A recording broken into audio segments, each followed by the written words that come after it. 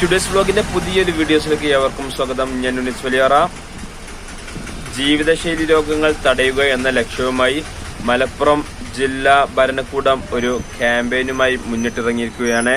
നെല്ലിക്ക എന്നാണ് ഈ ക്യാമ്പയിന്റെ പേര്. അതേ സമയത്ത് തന്നെ മലപ്പുറത്തെ പെരിന്തൽമണ്ണ, പിന്നെ കൊണ്ടോട്ടി, അതേപോലെ എല്ലാ 7 മുനിസിപ്പാലിറ്റികളും ഇതേ സമയം തന്നെ നടന്നുകൊണ്ടിരിക്കുന്നു.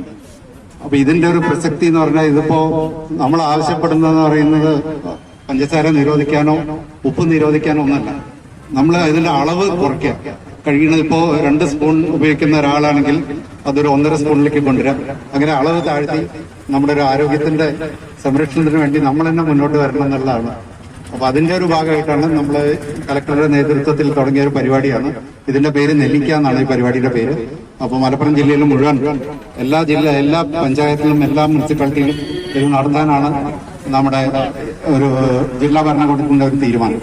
അപ്പൊ ഇതിലേക്ക് എല്ലാവരും സഹകരിക്കണം. അപ്പൊ നിങ്ങളുടെ ആരോഗ്യം നിങ്ങളുടെ കയ്യിലുള്ളതാണ്.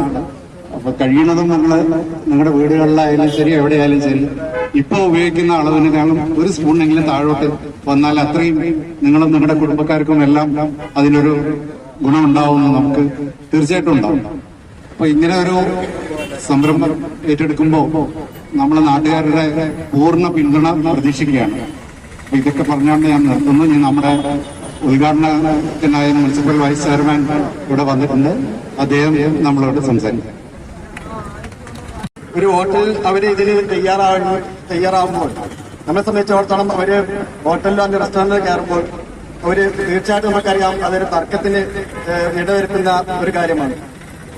ഉപ്പ് കുറച്ച് അല്ലെങ്കിൽ പഞ്ചസാര കുറച്ച് ഒരു സാധനം കൊടുത്താൽ സ്വാഭാവികമായും നമ്മൾ അവരോട് കറക്കാനും അവരുമായി ഒരു ചെറിയ ഒരു പ്രശ്നത്തിനിടയാണ്. ഇത് മുൻകൂട്ടി കണ്ടുകൊണ്ട് തന്നെയാണ് നമ്മൾ ഇതുപോലെ ക്യാമ്പയിനിൽ ഇറങ്ങിയിട്ടുള്ളത്.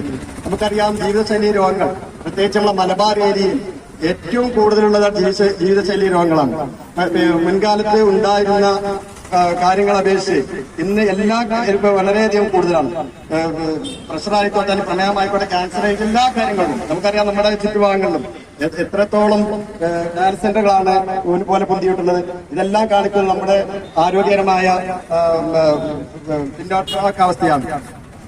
നമ്മളൊക്കെ മലബാർ ഏരിയയിലാണ് ഏറ്റവും കൂടുതൽ ഇത് കാണുന്നത്. കാരണം ഇത് നമ്മളെ ഭക്ഷണ ശൈലിയിൽ വന്ന മാറ്റങ്ങളാണ്. മുൻപുണ്ടായിരുന്ന രീതിയിൽ ഇന്ന് എന്തെല്ലാം നമുക്ക് കിട്ടുന്നോ അതെല്ലാം ആവശ്യത്തിനും അനാവശ്യത്തിനും നമ്മളെ ഉപയോഗിക്കുകയും അത് കൂടാതെ തന്നെ നമ്മളെ ശരീരത്തെ നോക്കാതെ അല്ലെങ്കിൽ നമ്മളെ മറ്റുള്ള കാര്യങ്ങൾ ശ്രദ്ധിക്കാതെ മുന്നോട്ട് പോയി ചെയ്തുകൊണ്ടാണ് ഇത്തരം ഒരു ഇതിൽ എത്തിപ്പെട്ടിട്ടുള്ളത്. ഇത് നമ്മുടെ ഭരണകൂടം മുന്നോട്ട് വന്നിട്ടുണ്ട്. നമുക്കറിയാം, നല്ല ആരോഗ്യമുള്ള ഒരു ശരീരത്തിലാണ് ആരോഗ്യമുള്ള മനസ്സുണ്ടാവുകയുള്ളൂ. അത് തന്നെയാണ് നമ്മളുടെ എല്ലാ വർക്കുകൾക്കും എല്ലാ കാര്യങ്ങൾക്കും ചെയ്യാൻ കഴിയുന്നുള്ളൂ എന്ന് ഉത്തമ ബോധ്യമുള്ളത് കൊണ്ടാണ് നമ്മുടെ ഭരണകൂടം മുന്നോട്ട് വന്നിട്ടുള്ളത്. ഒരു പൗരന്റെ ഏറ്റവും വലിയ ഒരു കാര്യം വേണ്ട ആരോഗ്യമാണ്. അതുകൊണ്ട് മനസ്സിലാക്കിക്കൊണ്ട് തന്നെയാണ് ഇത്തരം ഒരു വന്നിട്ടുള്ളത്.